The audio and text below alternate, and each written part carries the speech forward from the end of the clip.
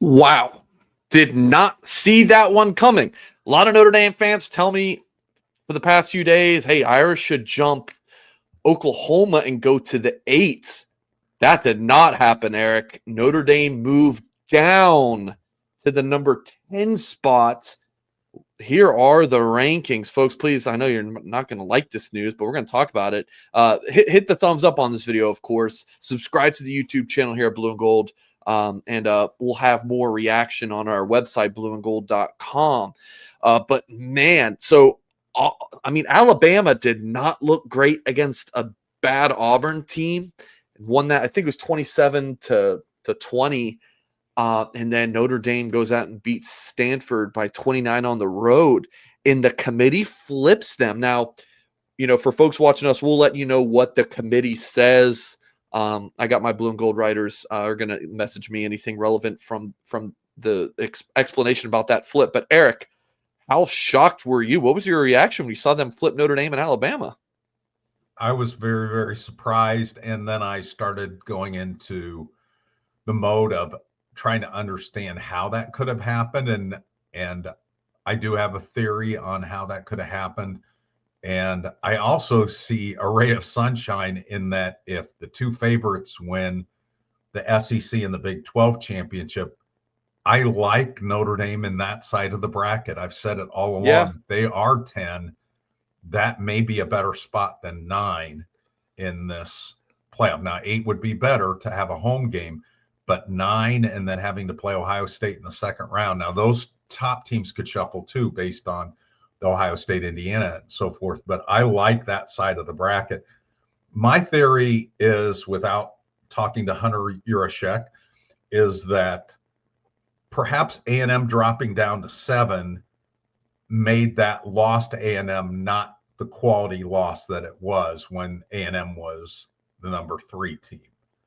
Do you see what I'm saying? That seems like a nitpick. It seems like very much splitting hairs, especially how close that Alabama-Auburn game was. But that's the only thing that I can think. It made more sense than what the talking heads on ESPN came up with, that it was a correction from the Oklahoma-Alabama loss. Because you have to factor in the Florida State. I think all those teams are really close. They're very different resumes. You can pick out different things. I still, this whole Miami thing is just nuts how, again, it feels like a Save the Children commercial where you can send $1 in and save a whole village in another continent. Man, right now, Brett McMurphy from On3 tweeted college football spreads. I'll pull up the bracket in a second. It would be Notre Dame at A&M, and it would be a pick'em. How about that? Well, it was a pick'em in real life too, right, in South Bend. Man, I think A&M is a more difficult first-round opponent than Oklahoma or Alabama would be in terms of matchups, but I think that's a winnable game. And then I think if Indiana doesn't beat Ohio State, then you would face Indiana in the next round, and Georgia. I think Georgia, of those top 4 teams, is the most favorable matchup. And I'm not saying an easy matchup. Sure. I'm just saying if you're picking poison, you would pick Georgia and Indiana over Ohio State and Texas Tech. Any other thoughts on this, Eric? I'm posting about this on Instagram. It's my last duty I have to do here. Well, I'll go ahead and talk a little bit and let you post. Again, when you look at the bracket, I think Notre Dame is in a more favorable bracket if this holds on Sunday. But the problem is you need 2 good things to happen for Notre Dame on Saturday instead of 1 this weekend. 2 good things. You need Texas Tech to beat BYU, and you need Georgia to beat Alabama. Then Notre Dame is in the field. If one of those things don't happen, then it's white knuckler time. If both of those things, if there's 2 upsets, they're out. Can we talk through that? Yeah. Like let's talk through each scenario. So Alabama jumps Notre Dame, which the thought was if Alabama beats Georgia, they're going to jump Notre Dame, right? But they already did that. So if they beat Georgia, or if they like, I think either scenario, like if Alabama wins, they're already ahead of Notre Dame, right? Now, if Georgia wins in a blowout, let's say they beat them, 38-6, you could see them dropping below Notre Dame. But if it's like a 27-24 game, Eric, I don't think they're going to drop Bama below Notre Dame. I really don't. Maybe not. Maybe not. But again, Notre Dame doesn't need that to happen. Notre Dame doesn't need that to happen. They just need the favorites to win. Right. If they're 10th, they're fine because BYU isn't going to jump Notre Dame with a close loss to Texas. Correct. Yeah. So, I think that this move just eliminates that. Before it was an or. You just needed one of those two things to happen, right? Georgia to win or Texas Tech to win. Now, someone just said it all hinges on Texas Tech. Unless this committee is bigger on, if you lose that conference championship game, we're going to penalize you more than they did last year. Obviously looking at the SMU. Are we on the same page with that, Eric? Yeah. But remember, at halftime, SMU was out. They made it a close game and they were in. So the score in those conference games matter. And we only have 1 year of conference. We only have 1 year of precedent, and it's a different committee this year. So they may see things a little bit different. But I think that what we've laid out is what needs to happen. And yeah, I mean, it's a big deal. Tyler Hork and I were talking today, and he was talking to some of his friends and relatives and so forth that are Texas fans. And there's a real cliff in terms of the perception of your program if you're in the playoff and not in the playoff. How recruits view you, how fans view you. Notre Dame, we've said this all along when Notre Dame was 0-2, and I promised the turkey leg that they still needed help with controlling their destiny. You lose 2 games, you are at the mercy of the committee. You lose 1 game, and you're, even BYU isn't safe. I mean, right. But they would have a second loss if they lose their conference championship game. But if they have one loss, they're going to be in. So the power conference teams, if you have 1 loss or 0 losses, you have a pretty good chance of controlling your destiny. If you have 2 losses, you're splitting hairs against very weird criteria.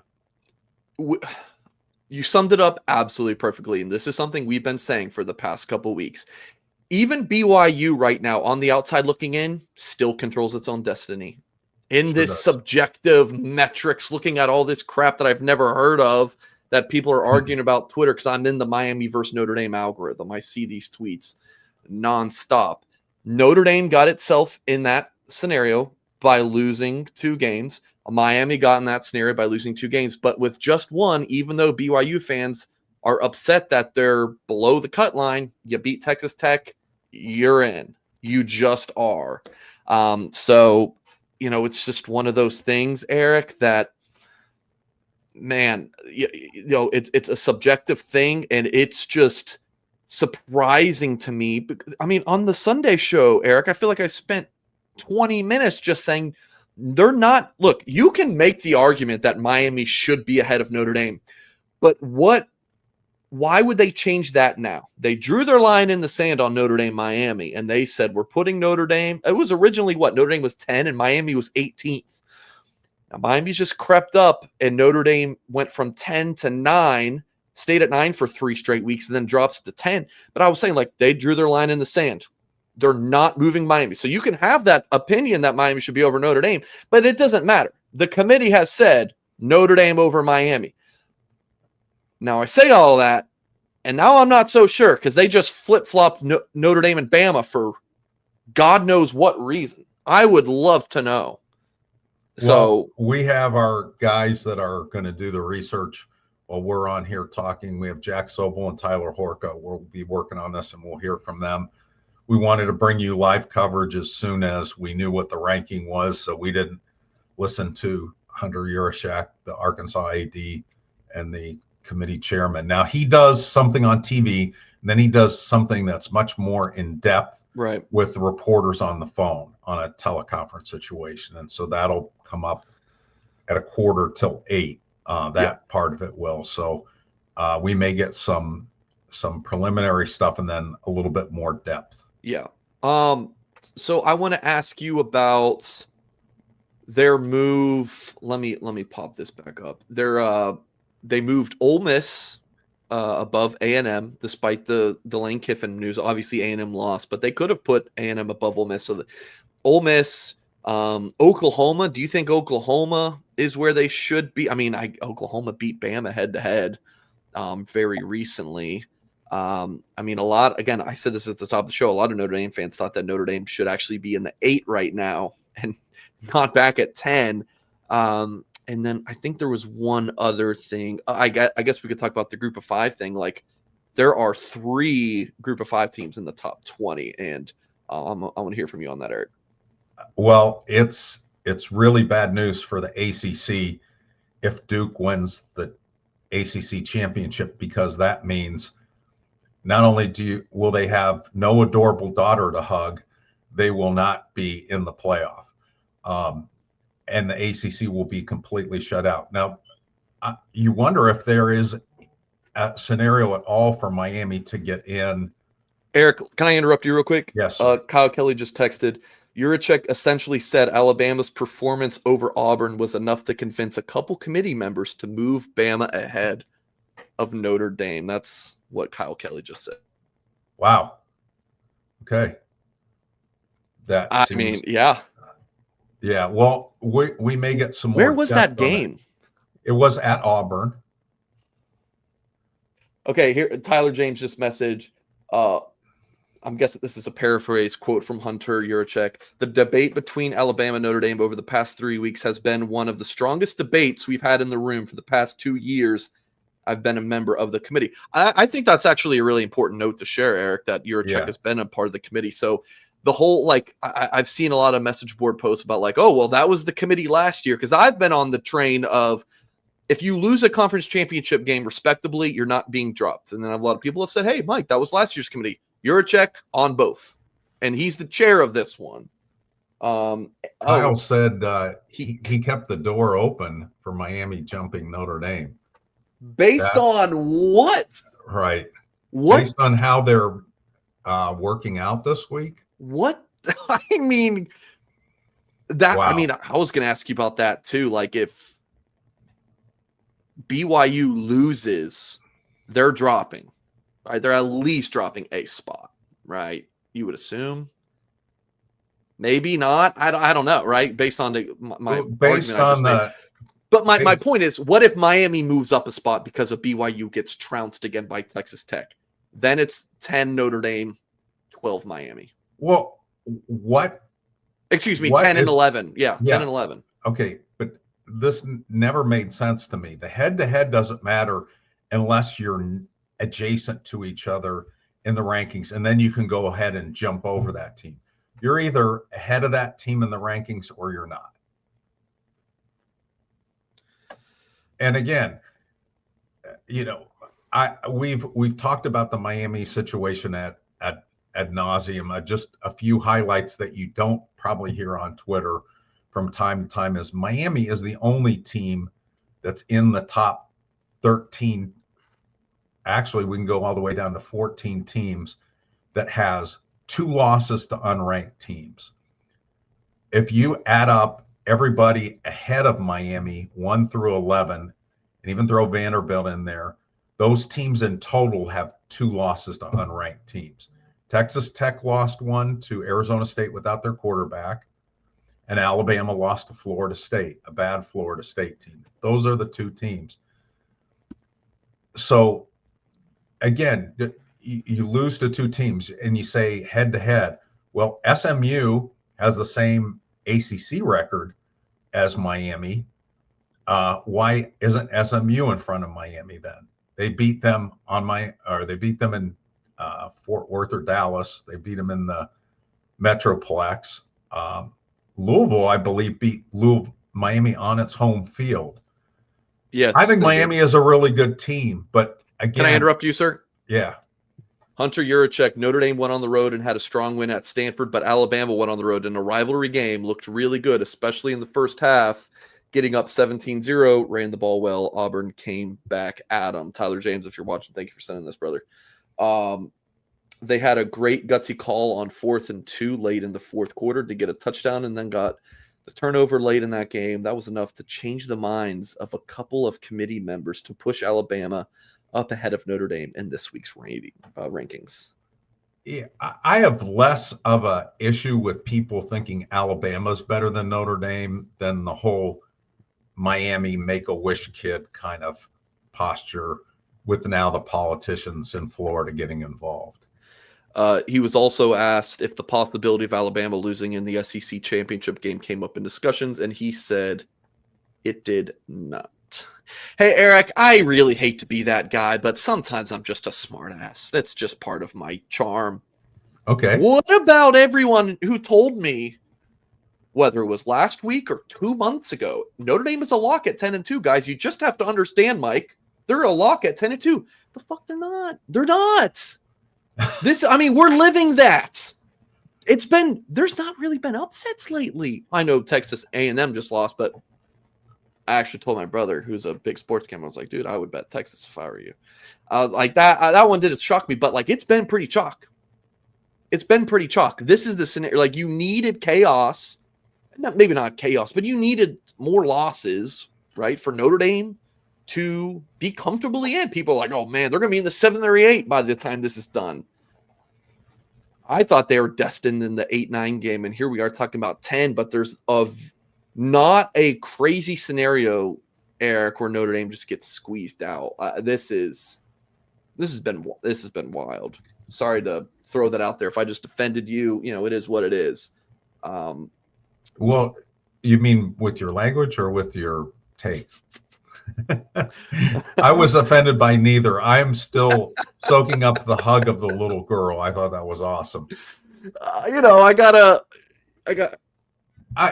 some rough edges, but yeah, I'm a good dad. Well, it's interesting and I think Auburn is a better team than what their record indicates. They've been competitive against a lot of teams, but they're 1-7 in the SEC. Yeah. Kyle just sent me these tweets from Pete Sampson.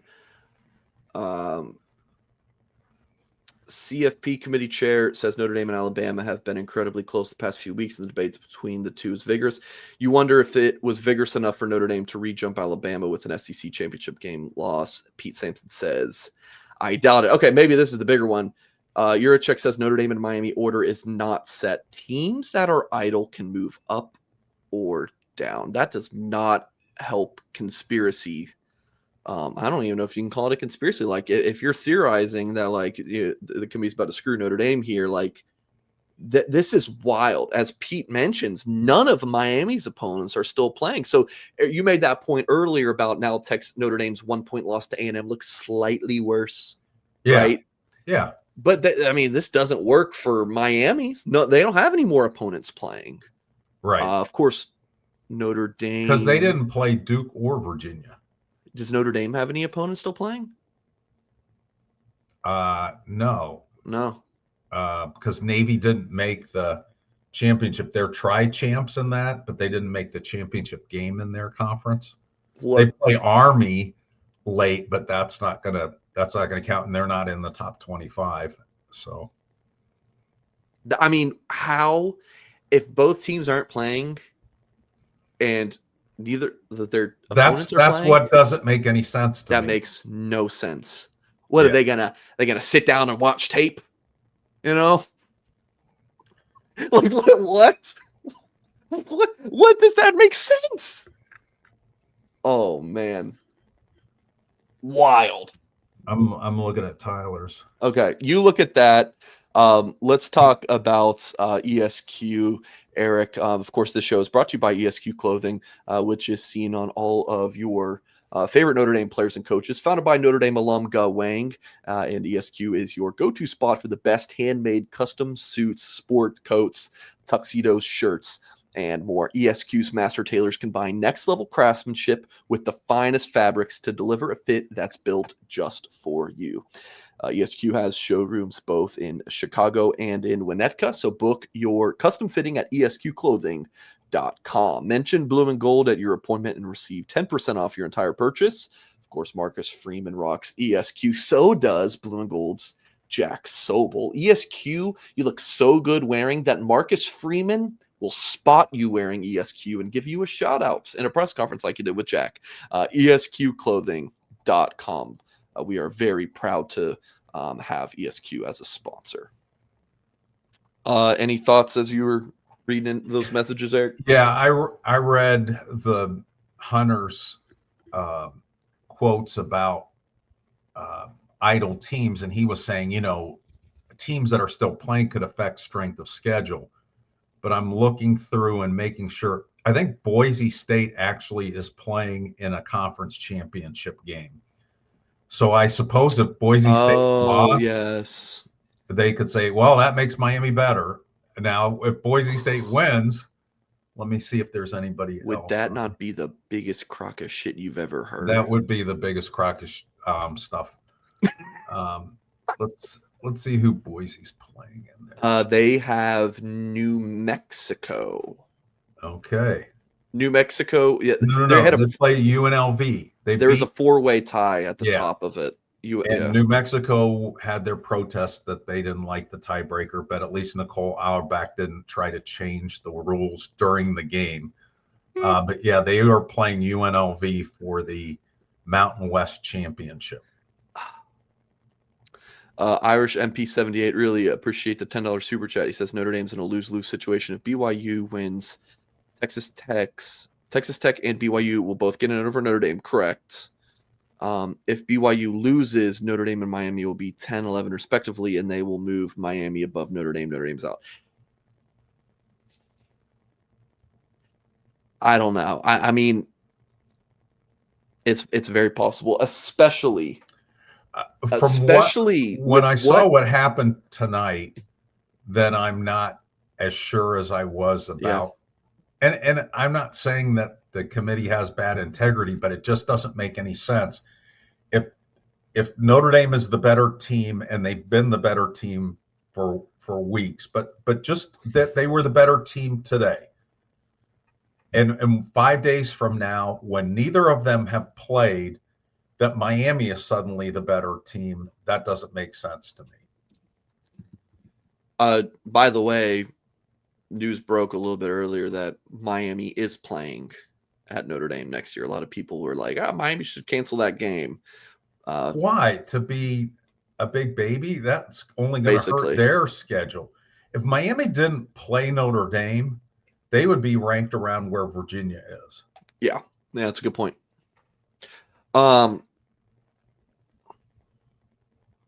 The quote that Tyler James said Yurchek said, following the championship games, we will re-rank the top 25 teams and see where they fall. To me, Eric, that seems like we're kind of setting the stage. We're kind of giving a warning or so of what's coming. That I don't know if I'm reading too far into that, but I don't know. I don't know that they want to box themselves into anything. I think they want to leave things open. I don't necessarily say there's going to be shenanigans. I just don't think they want to box themselves in. If they say, you know what, idle teams can't move, then nobody's going to watch the show on Sunday. And, what if something really strange happens, unforeseen happens? Yeah. Let's say the Carson Beck's trips downstairs or something like, or Texas Tech and BYU go into 5 overtimes. Yeah. Then does BYU actually drop behind Miami? Does BYU go ahead of Notre Dame? So there's a lot of things that can happen, but we know that Alabama is playing. And again, the score of that game, in addition to the results of that game, but I'm telling you this, if that's what the bracket looked like on Sunday, if I were, had a big ND on my chest and watching this show, I would be pretty happy with that bracket. I think Notre Dame can do something with that bracket. I think that's a workable bracket. It's, again, I'm not saying any of those teams are easy to play, but if you're picking your poison, I like the poison on that side of the bracket better than the poison on the other side. I think all the really most difficult matchups are on the other side. Yeah, I hear you, but it's a little bit of a don't count your chickens before they hatch situation. It's like, yeah, that side is better in theory, but also you're closer to not even making the field. Right. But yeah. But what I said is if you're 10 on Sunday. Yeah, if you're 10 on Sunday, hell yeah, give me that. Yeah. Super chat here. Thank you very much, Nathan. How is it that BYU and Bama win? We're out even though Bama is already in. There's 2 spots available. Georgia and Alabama, yes. If Alabama wins, if Alabama loses, though, there's a possibility Alabama would fall behind Notre Dame. Possibility. And so then if that happened and BYU won, then Notre Dame has a chance. If both BYU and Alabama win, and especially if they're competitive games, there's no chance for Notre Dame to be in the field. They're going to the Pop-Tarts Bowl. So here's the good thing about this, Eric. From a Notre Dame perspective, again, Nathan, thank you for the 5. I think Texas Tech is really damn good. And I think that they're just going to take care of business for Notre Dame here and beat up on BYU. And then I think that I think Notre Dame's spot will hold at number 10. I do. And I think Georgia Bama is going to be close. I couldn't tell you who wins, but I think that's going to be like a touchdown or within a touchdown game. I think Georgia will win that game. I'm not sure how Alabama beat them in the first time, except the fact that, Alabama's a very one-dimensional offense. They ran the ball better against Auburn, but they are in the hundreds in terms of rushing offense. And no team has even sniffed the national championship game with a rushing offense like that. Georgia has a number 6 rushing defense. What they can't do well, what they do very poorly is rush the quarterback. They have one of the worst pass rushes of any team in the country, let alone a team that's in the playoff hunt. But they do everything else well on defense. Yeah. But they do not rush the passer well. So that's going to be really interesting to see what kind of pass rush they can get against Alabama. But it's going to be fun. Yeah. Chat's moving fast. I'm trying to read as many comments as I can here. Like to see what you guys are saying, and we'll discuss them. I'm not trying to solicit super chats, but that is the one way to guarantee. So if you have something that you want us to discuss, just drop a couple $1 super chat. We'll get it on there. And please hit the thumbs up on this video. Subscribe to the Blue and Gold YouTube channel for more content. So great turnout today. Thank you all for tuning in. Here is a super chat from K-Way. For real, are we rooting for Duke so no ACC team gets in? Unless I'm mistaken, Eric, that ACC or G5 thing has no bearing on Notre Dame. I'm rooting for Duke to win just for that chaos. I love it. I know a lot of people are like, they have no chance to get in. This is ridiculous. I think Kyle Kelly was one of those guys on our show Sunday. I love it. Bring in 2 G5 teams. Just penalize the ACC for stinking. These are also the rules. Now, James Madison has to win their conference champion. They can't, they have a game to play still. Right. So are you rooting for Duke? I think it would be interesting. I think it'd be awesome, man. I'm all for that kind of chaos. I appreciate the 2. $10 super chat from Mark. Thank you very much. He says, my 2 cents. I think BYU loses. Alabama loses. Notre Dame could go back to 9 and Bama goes to 10 to not leave an SEC championship contender out or championship game out. If Bama wins, I don't think it pushes Notre Dame out. Yeah. And in defense of the committee, and I know you don't want me to defend them. I guess I could. They have a hard job. That's the thing. Ranking teams, ranking recruits is hard as crap. Ranking teams, it's difficult, man. Right, but in terms of what Auburn did against the top teams, they were competitive in just about every game they played. They had a lot of close losses. Let me give you some of the scores of the other good teams that they played in the SEC, their 7 losses. They lost to Oklahoma 24-17. They lost to Texas A&M 16-10. They lost to Georgia 20-10. Missouri 23-17. Kentucky 10-3. Vanderbilt 45-38. Alabama 27-20. So a close game. That was par for the course with Auburn. So I could see where the committee thought, well, that's a good win. They beat them at their place. It's a rivalry game. They made some big plays at the end of the game. I can see that argument more than I can see,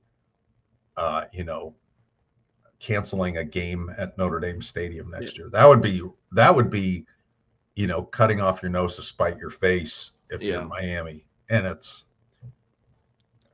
I think it's beneath them. And I think they know that. I mean, I think they want to play that game. And next year, maybe Notre Dame wins and Miami gets in the playoff and Notre Dame doesn't.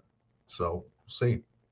Mark, again, really appreciate the 10. Eric, we had a discussion, like a little back and forth on Sunday, where I was and you disagreed with me, but I think you weren't really hearing me.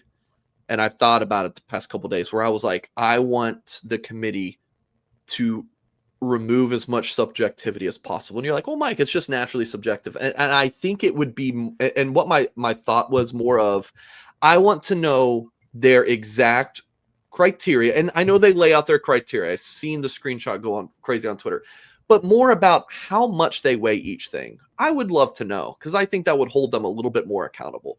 For me, I'm not a big metrics guy. I don't care about your FBI. I'm not a big, this team's rushing defense. Like, for a lot of people are saying Oklahoma, Notre Dame should be over Oklahoma. I don't think so. I think I would understand if Notre Dame was above Oklahoma. Again, there's 2-2-loss teams, but like Oklahoma only beating Missouri 17-6. Like, I don't care that they don't have a great offense. Their defense is incredible and they're winning football games. Right. Like, well, so I'm no. But I that's what I want from the committee. Like, give me a pie chart and a breakdown of how important all of these things are to you, because I'm not a big metrics guy. I don't care about how Notre Dame and Miami stack up in metrics. I don't care. I'm more about your quality wins, your losses, the head-to-head, and how you're playing football. That's what I care about. And if the committee thinks like, okay, we're weighing these things and Miami does have that head-to-head win, but Notre Dame's just playing better football over the past few months, we're weighing that more. I respect it. But I would also respect if it was just like, hey, we're valuing that head-to-head. I would respect that too. But just tell me. I just want to know what they're weighing, because it just seems like, and I'll let you go after I read this Tyler James tweet. Our coworker says, tonight was a good reminder that the weekly CFP rankings aren't for the committee to show us the process so we can better understand their decisions. It's so we watch and talk about it every week, which is why I spend so little time trying to follow their logic. Okay, well, I'll follow your logic. Here's where it really gets difficult when this is why you have to be subjective. And I had this in my behind the ballot column, which I read. Good read. Okay, thank you. So you have a conference in the ACC that played 13 games outside their conference against top 25 teams. Big Ten and SEC played 7. Big 12 played 3 and lost them all. AAC played 9. So when you're weighing the relative strength of a conference, when you're looking at Texas Tech, and I do think Texas Tech is legit, but the other teams in the Big 12, you say, how good are they? They didn't play a top 25 team outside their conference. So how good are those? The teams that, that played the top 25 teams, it was Oklahoma State. Now they would have 4 because Iowa is back in the rankings for some reason. But I'm going by the AP poll, they played 3. And so you're not even doing the same things. Even if you're playing 9 conference games against each other, if you're not challenging yourselves outside of the conference. Tyler Horka and I were talking about this today. He said, a lot of my friends regret Texas playing Ohio State. I said, in my mind, Texas losing to Ohio State by 7 points in Columbus Yeah, I actually agree. raises their profile for me. It's the Florida issue. Yeah. It's the Florida issue. Mm-hmm. And that's what these teams don't want. And I do think you deserve a mulligan. And I liked, oh gosh, what's his name? What's the guy that I liked that was the Mike quarterback Singer? of Alabama? Greg McElroy. Greg McElroy. Greg says playing with their food. Texas played with their food too much in some of those games. I love that analogy. But that's what hurt them was losing to Florida and then really eking by some really inferior teams. But again, these resumes look so different. And yeah, you can have. We would love it to be just objective. If you're going to do that, then break the FBS into 10-team conferences, like we used to have. I know. Play 9 teams. And so you play everybody in your conference. So at least the conference teams have an even schedule. And then you play one really tough team outside your conference and 2 cupcakes. Then everybody makes money and we have a much better idea. And you win your conference, then it means something. And then you are into the playoff. Yeah. To me, that would make sense. Then you could be very objective. Yeah. My 2 requests are just let's make it objective as possible, but more so the transparency of what is most important in that criteria. I think that's what it is. If they had said Marco Rubio convinced us to consider Miami, I will throw up on myself. But I know that isn't the truth. But I couldn't believe. I thought that was like a made up thing, and then I saw the thing, and I'm like, oh my God, don't bring real politics into this. Yeah, I'm still surprised that Bama jumped Notre Dame. I'm going to say this until I'm blue in the face. If you have 2 losses, which Oklahoma does, which Alabama does, which Notre Dame does, which Miami does, which Vanderbilt does, when you have 2 losses, you don't control your destiny, I guess, unless you're playing in a conference championship game, which all those teams but Alabama, they're not. You leave it to the committee, and I would have understood if they had Bama over Notre Dame last week, but it's this week changing them based on the Auburn game. Yeah. Semperfi says $5 super chat. Thank you very much. Where in the rules does it say to jump a team where in the rules does it say to jump a team to protect them in case of a loss? Do you think this is regarding my comment about like if you lose in a conference championship game? Is that what this is? Are you asking me or asking? Yeah, I am. Maybe. Or is this regarding why they jumped Bama? They had Bama. I actually have a tweet. Semperfi, thank you for I think where I'm getting, but this tweet I saved earlier, I'm going to pull up. I thought this was super interesting. This is from Luke Cheney, who covers Miami for On3. He tweeted out this morning, the committee might find itself in a bit of a pickle. They almost have to jump Alabama over Notre Dame if the Crimson Tide are guaranteed to make the playoffs, regardless of what happens in the SEC championship. If they don't, it would create a situation where if BYU won the Big 12 championship and Bama lost, they would have to move the Crimson Tide up a spot despite the loss to allow BYU to steal Notre Dame's bid. Is that what happened, Eric? I don't know. I didn't follow it. Okay, so he is saying I got lost on the curve. That if BYU, let me pull up last week's rankings. This is November 25th. So this is what we're looking at. This right? reminds me of when my 4th oldest grandson wouldn't eat chicken nuggets from a certain restaurant because they weren't from his restaurant. And then my oldest grandson said they were from a rooster, and then he really wouldn't eat them. That's what this argument sounds like. So this is what I think this means. For up on the screen is the November 25th rankings from last Tuesday. So BYU wins in the Big 12 championship. They're moving up, right? Yeah. But if so, they would, and they're in because they're in. they have Right. the automatic bid qualifier, and Texas Tech, we would assume, would stay in as well. It would just be their second loss. Which, who knows? Maybe that's another thing we're not factoring in, but we're not. Let me stay on topic here. But if you swap 11 and 10, then Bama's out. But if Bama loses 27-24, you gonna kick Bama out? No. So that's why I think they preemptively flipped Bama and Notre Dame for that exact scenario, which is what Luke Chaney said in this tweet. You follow me now, Eric? I don't think that sounds crazy. I do not think that sounds crazy. So Luke Chaney, I'm responding to him right now. I think you are spot on. Here.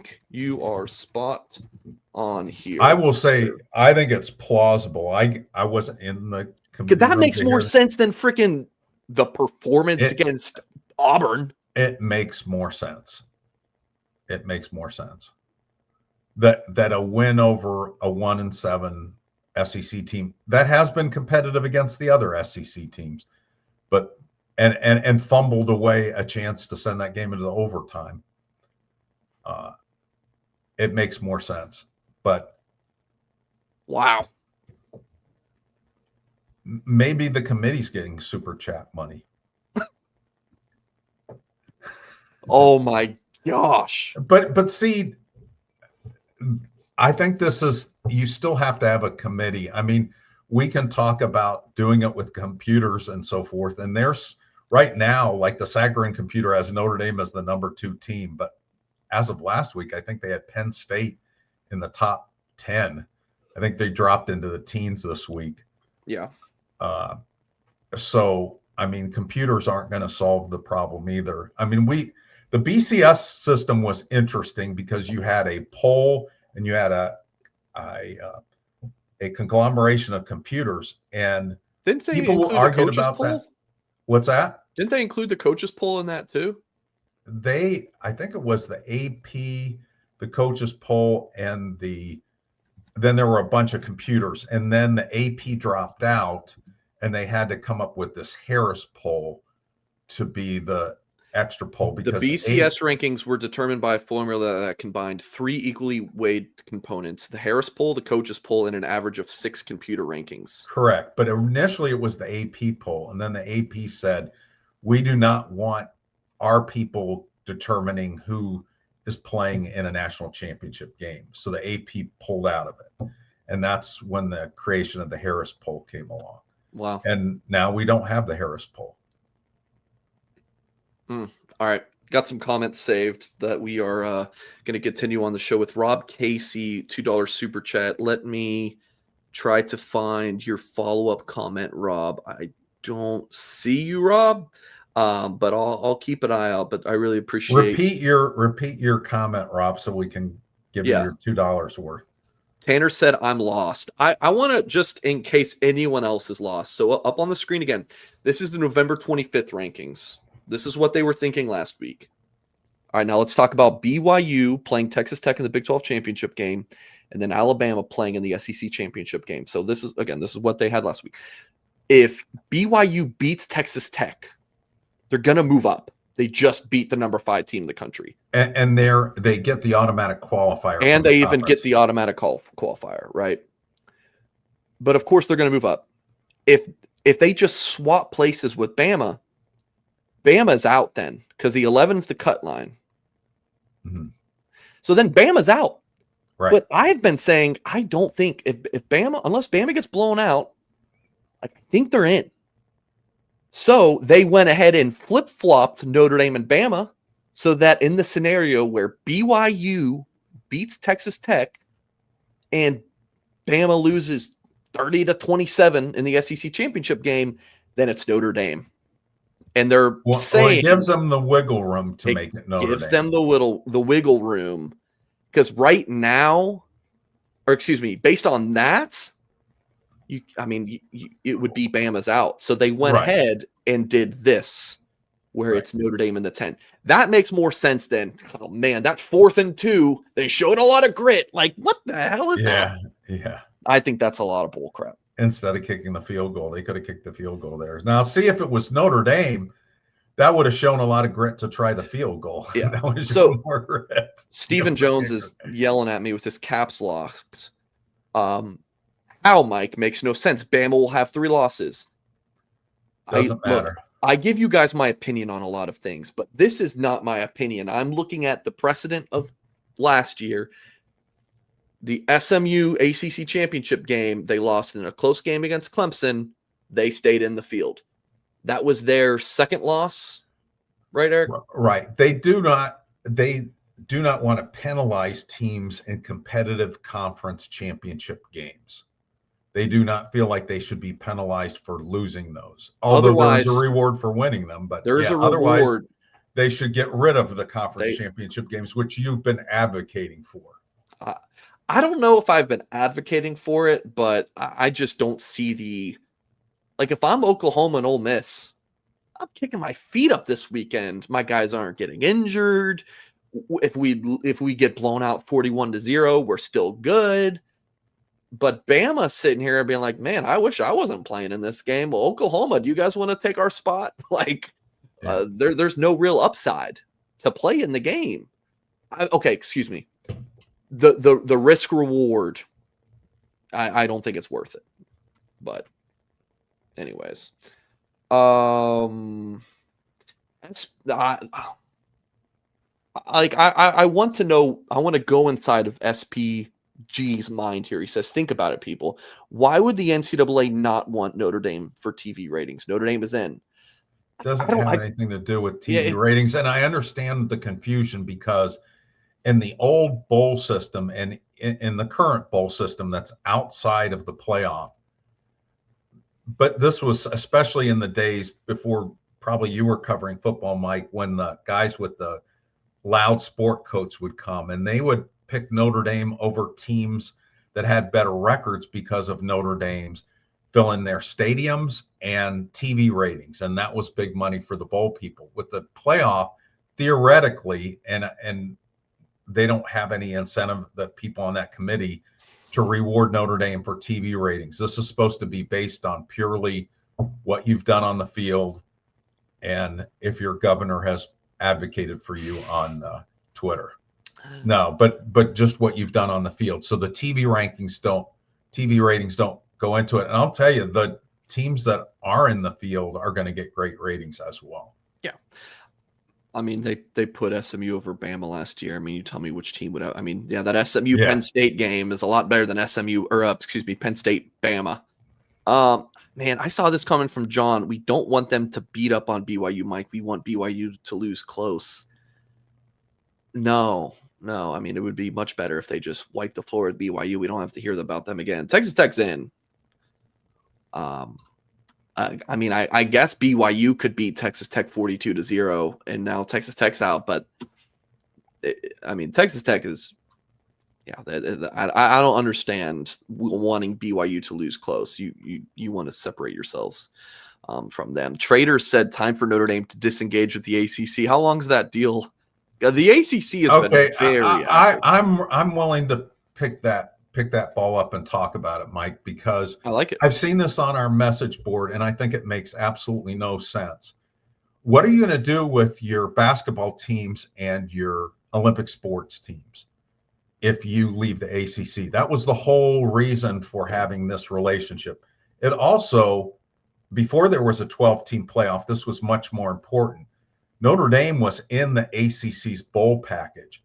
So the bowls could pick Notre Dame over an ACC team, even one with one more win than Notre Dame. They could pick them.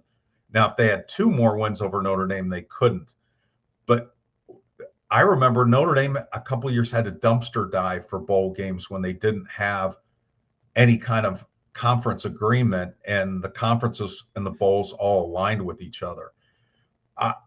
I mean, where else are you going to have your basketball teams play? Where are you going to have your soccer teams and your lacrosse programs play? They're all going to be independent. So, no, I don't think just because the ACC, just because Miami's belly aching and a few media members are belly aching in their favor, I don't think that's a reason to leave the arrangement. Now, if you have a better arrangement, if the SEC said, yeah, come with us, you can have your teams here and you play 5 games against us, you could do that, or the Big Ten. But nobody else was willing to do that deal. They wanted Notre Dame as a full member or not at all. And the ACC was willing to meet them halfway. Yeah. And I think that's a good spot. Could it be reevaluated? Yeah. I mean, it could be reevaluated in 2036. We're still a pretty long way from that. Now, again, if conference members leave, then it changes the nature of the ACC, and I think Notre Dame would have a legal out at that point. Yeah. But right now, the teams that we're saying we're thinking about leaving, they're staying for now. Remember that report back in May that Notre Dame they kind of shifted the arrangement a little bit for Notre Dame to play the power teams in the ACC more, yeah. And then Notre Dame has a specific, home and home series with Clemson. So long term. Regarding, okay, I understand the BYU point now. The point is we don't want to be next to Miami. Okay, that makes sense then. Yeah. So if BYU loses, they're not. I was like, I wouldn't understand why you just get blown out BYU. But okay, I was even talking about that earlier. BYU loses, Miami's right next to Notre Dame. So okay, I stand corrected. I understand the point now. Did you understand my point about the ACC members? Yes. Okay. Yes, I do. And then the other thing is, who are you going to fill your November schedule with? Who wants to play Notre Dame in November? Exactly. No one wants to play Notre Dame. You're going to be playing group of 6 teams, and it's going to really hurt your perception of when other teams are playing power conference games. Yeah, you can win 60-6, but people shrug their shoulders and say, we don't know how good they are. Yeah. Folks, if you have not done so yet, please hit the thumbs up on this video. We're not done. I still have a few more comments I want to get to. Next show's coming up. Tomorrow's National Signing Day, by the way. Notre Dame's got the number 2 class in the country. Irish going really strong. So we'll have full signing day coverage all day on our website, 8 p.m. Eastern time. We will be going live. Myself and Kyle Kelly will host. We'll have Eric will pop by. Steve Wiltfong, Rivals vice president of something. I don't know Eric's. I know what it is because he's quoted in my story that's running tomorrow morning. Vice president of Tom Lemming. I mean, Lemming's amazing. That's a good get there. And then I believe we'll have some Notre Dame recruits join us as well. So it'll be a really good show. Did they award all the 5 stars yet, or is that? Are there still 5 stars? That's after. Yeah, it's not finalized. Okay. Yeah, there's still those bowl games, all-star games to play. And then Thursday, 5 p.m., 6-pack show. So make sure you lock in if you're new here. Talk Notre Dame. We have a show. And on the Hansen and James channel, on Monday, we will have Tom Lemming and me live at noon on Thursday to talk recruiting, and we'll take your questions. Right on. And then also, Eric, we will do a show on Sunday with the final rankings. So our roundtable show will just we'll go earlier in the day. And I'm not eating anything this week on camera. Mike, $2 super chat says, put us in the Big 12 and we'd be an auto bid. I mean, Texas Tech might give Notre Dame a good game, but Eric's been saying this for weeks. He has no idea about Texas Tech, but yeah, if Notre Dame was in the Big 12, or really any conference besides the SEC or Big Ten, they'd be an auto bid pretty much every year. Yeah, I mean, again, this is where the metrics are helpful. You look at them, and they have a lot of single-digit rankings nationally. Now, again, they're doing it against Big 12 teams in a really weak non-conference schedule that they played, but still, they're very consistent across the board. When you look at Oklahoma, you see a team with some big fault lines. You see a bad pass efficiency rating, a team that's not very good at running the ball, and an elite defense. So that defense is going to have to carry them, as Notre Dame's 2012 team did up until the championship game, and then Alabama exposed them. But up until that point, the defense was good enough to keep them and win the games. Mark says the ESPN Invitational. I'm not sure what that means. Is that a bad thing or a good thing? I would think that's a bad thing, right? Yeah, I don't think people like ESPN. Mark, appreciate the 5. Okay, some comments here. Mike, I don't get how Ole Miss and OU are 6-8. Total joke. Yeah, I mean, I personally think A&M should still be above Ole Miss. I'm fine with where Oklahoma is at. Like, you could probably make an argument for any of the 8 through 10 to switch around, but I just look, if like Oklahoma had this high flying offense, but yeah, their defense gives up some points. It's like, oh well, they can score on anyone, like they're explosive.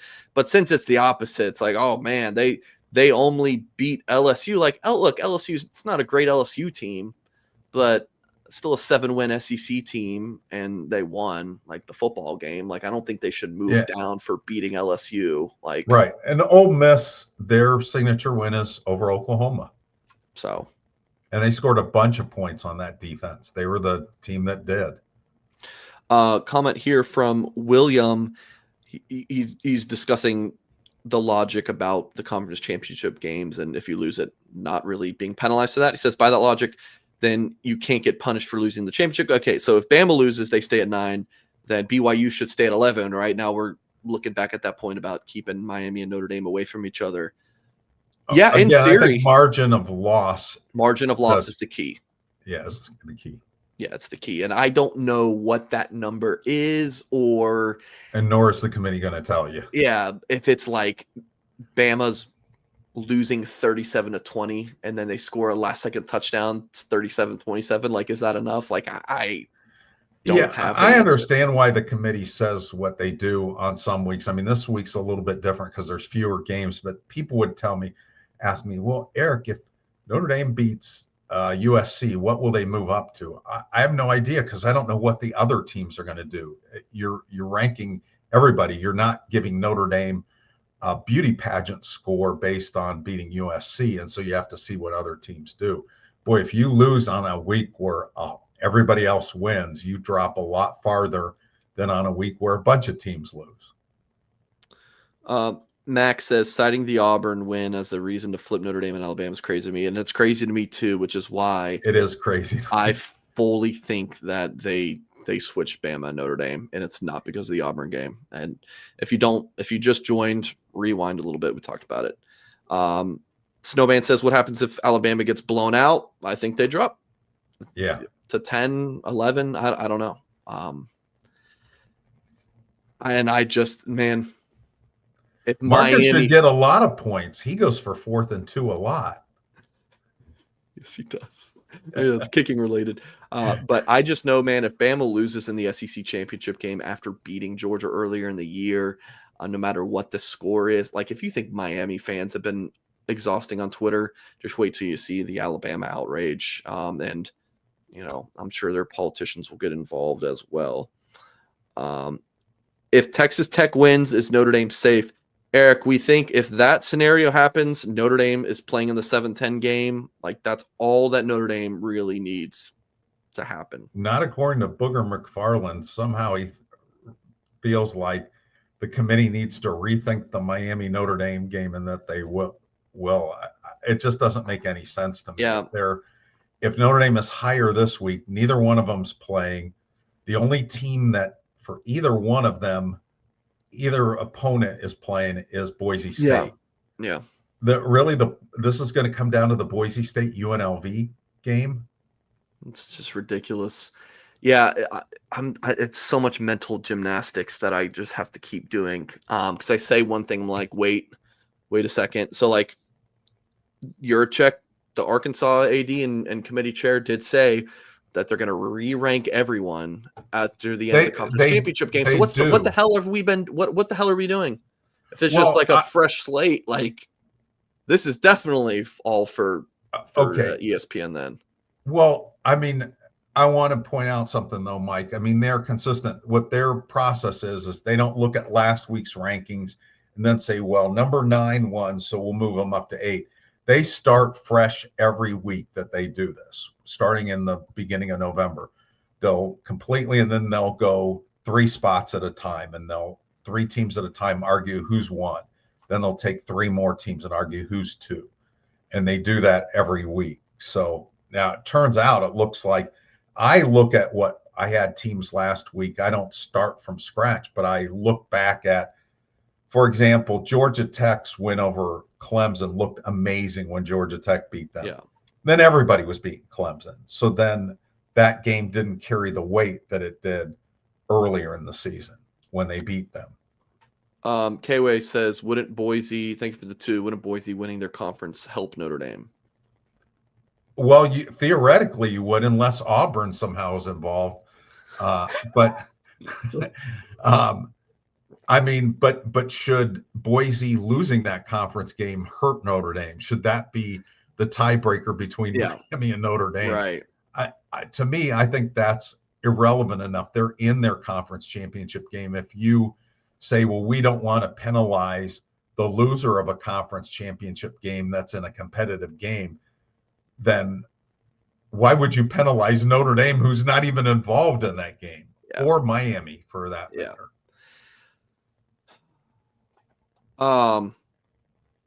So yeah, like we're answering these questions, but it's like, who knows what the committee's going to do? Like, I like your point. Okay, they re-ranked to consider new things, but I feel like he was really saying we're going to re-rank them so we can see how we feel today about Notre Dame and Miami. Like, I don't know. Tech Panther, Notre Dame is minus 500 to make the playoff. Miami is plus 540, and BYU is plus 390. And I think that's with the assumption that Texas Tech does to BYU what they did to BYU a few weeks ago and beats them up. So here's the other wrinkle on that Boise UNLV game. Those teams played during the season already. And Boise beat UNLV 56-31. So if UNLV wins a close game, how does that affect Notre Dame when Boise ran them out of the stadium? Yeah. Doesn't make sense to me. I got a Miami troll in here. I had a ban. Okay, I talked about that one.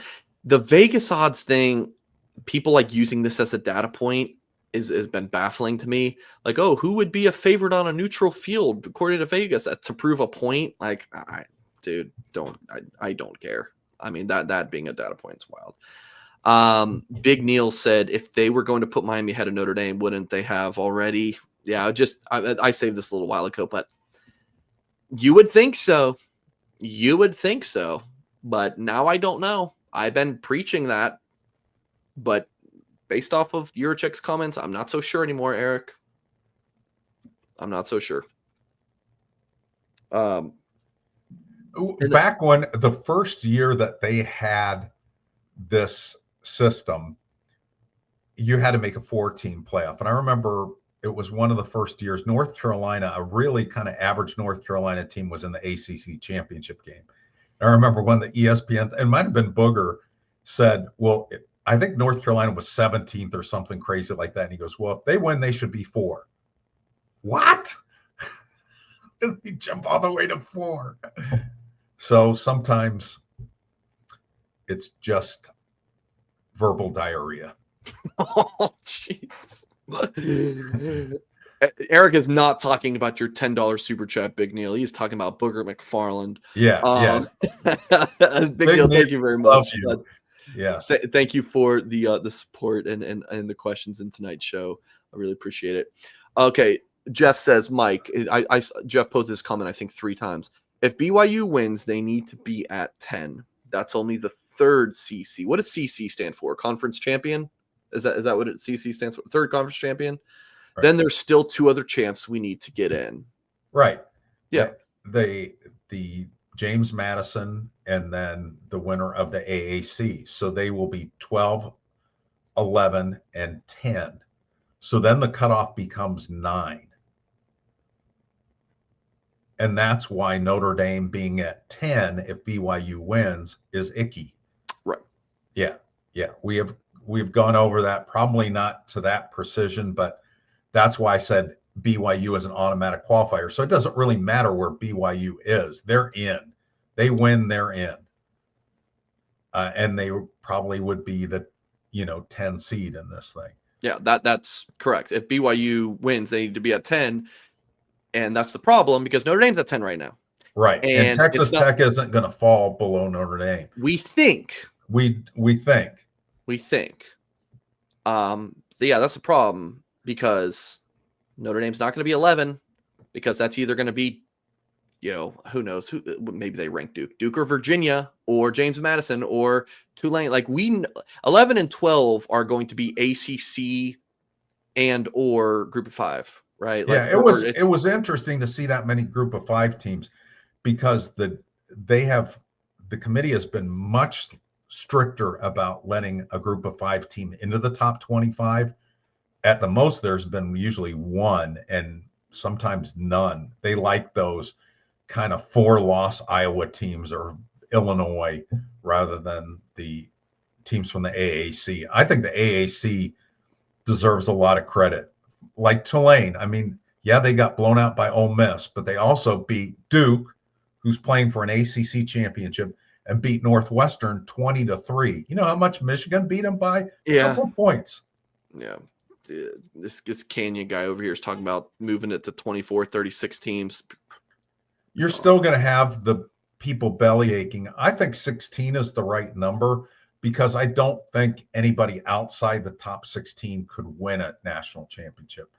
But again, it's the thought of being in the playoff. When I was talking to both Tom Lemming and Steve Wiltfong for my story for tomorrow, we were talking about what's changed for Notre Dame in recruiting. And one of the things,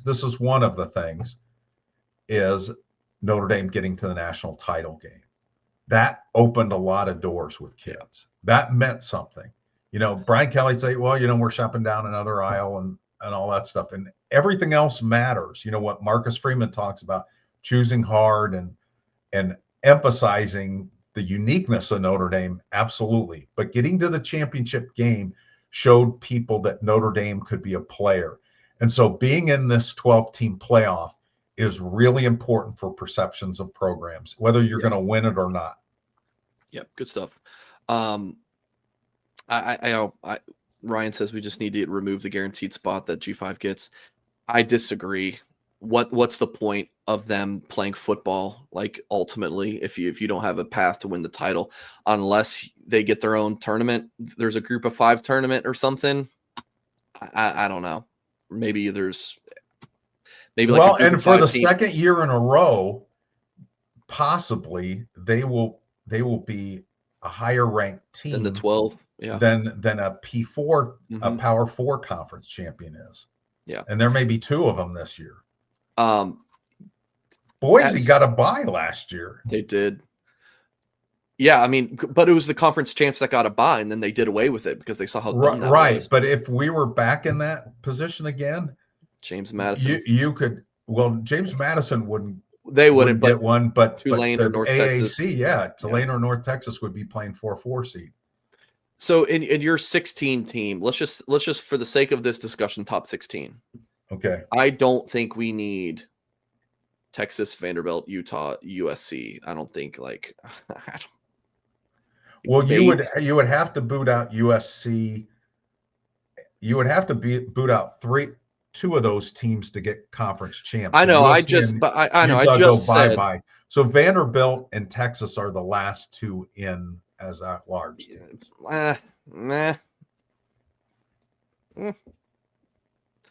It's what Pete Bavach was going to advocate for, and they've extended the negotiation window, which is the deadline's coming up still. I could not disagree more with G5 is basically Division II. Let's treat them that way from Dalton. Notre Dame lost to one of those G5 teams just last year.